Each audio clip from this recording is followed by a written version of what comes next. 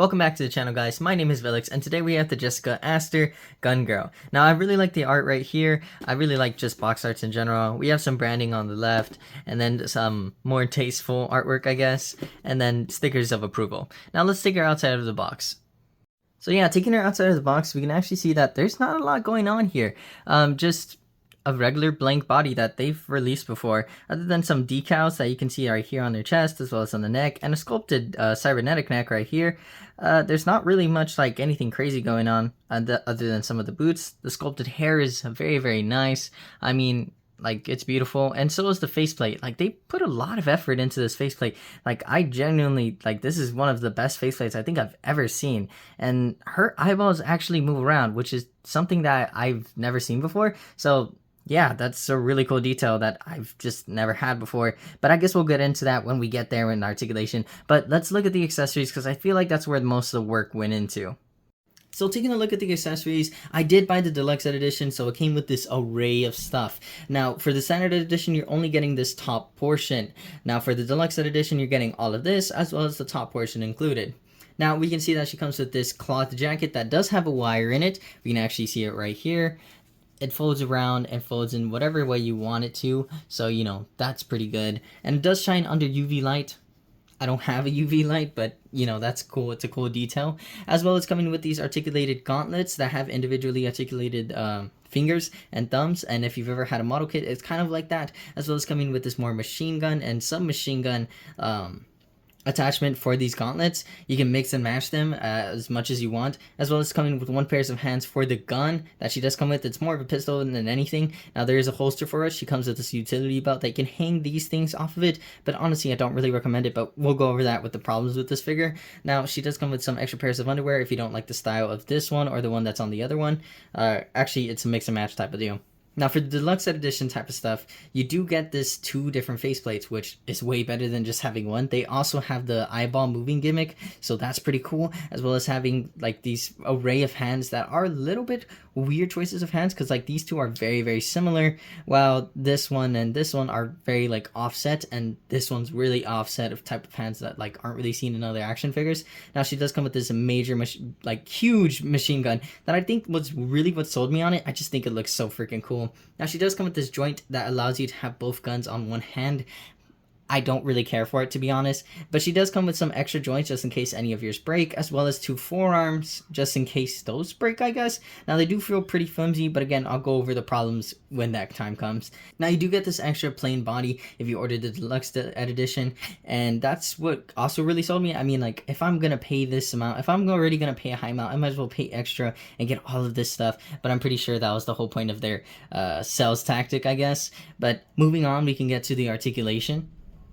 I almost forgot about this, but she does come with the stand. I had put it off to the side and I almost forgot. It is pretty cool. It looks great.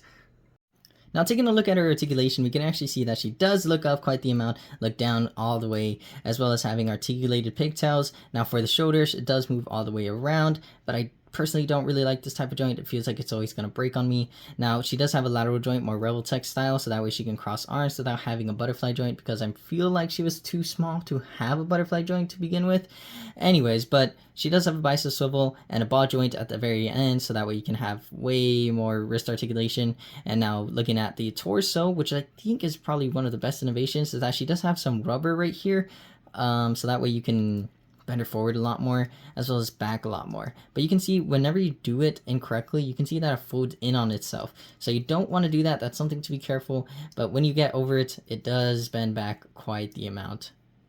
Now, looking at her legs, we can actually see that she does have some great splits, you know, like really good splits. And now moving her back, you might not expect it, but she does have some great range just because it is like more rubbery than anything, and it does have a little bit of discoloration with that, but I digress.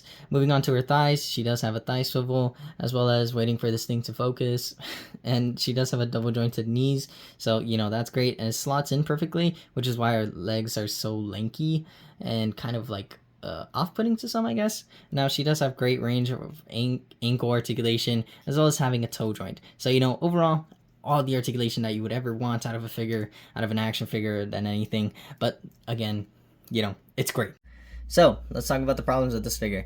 The ankle, it's such a weak joint. In fact, here's footage of me trying to balance it just one time, mind you, and it was just falling over every single time. I was trying to shift it around the body weight, so that way it could be a little bit better, but it's just an absolute mess for just to pose around, and I'm glad that they gave a stand because it's kind of needed. As for the girl with the shoes on, as in the first figure, she doesn't really need it as much. She can balance on her own, mostly because the shoes have better, balancing, I guess. But regardless, that's one of my main issues with the body. The second one is their flaking, scratching. I don't really know what you'd call this. It's just kind of like weird to see. I don't know if it's supposed to happen. Maybe it was the way it was cut, or if it's from me using the figure, but that's something definitely to note. Another thing to note with the accessories is basically captured all within this one clip. You see me move up the gun, it falls over, the figure falls over, you can see the thumb fall down if you actually look carefully, and that's another thing, the right gauntlet's thumb falls out all the freaking time, and like you can stick some sticky tack in there and it'd maybe be fine, but personally I just don't even want to deal with it. I'm just gonna deal with the fact that it falls off every time. Another thing is the fact that putting on the head sculpt for the second body was just an absolute mess. It was just so bad to actually put in. I heated it up, I put it in water, and yet I still couldn't put it in. I don't know, maybe I'm weak or the joint's just really tight. As soon as I got it in there, I mean, it never felt loose or anything like that, but still, like the amount of effort that I had to put in just to put on that second head sculpt onto that second body was just an absolute nightmare, and I'm never switching out the neck just purely because of that. As well as the fact that you had to use a hammer for it to actually go in. Like I leveraged a hammer for it to go in. Like that is such a big issue with the second figure, I guess, that you have to go through just to have it on. But that's basically the end of the problems with this figure, and I know that sounds like a lot and maybe stray away from this figure, but I swear it's not as bad as it seems. We'll go into my overall thoughts because I swear it's a good figure.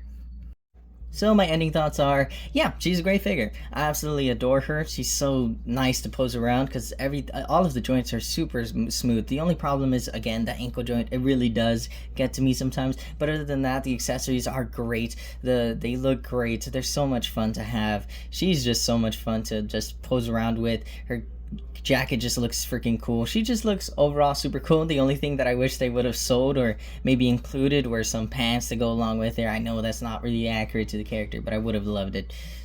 But that's basically gonna be it. So I'll see you guys next time. My name has been Deluxe, and if you enjoyed this review, hopefully you can look at my YouTube channel, and thank you for watching.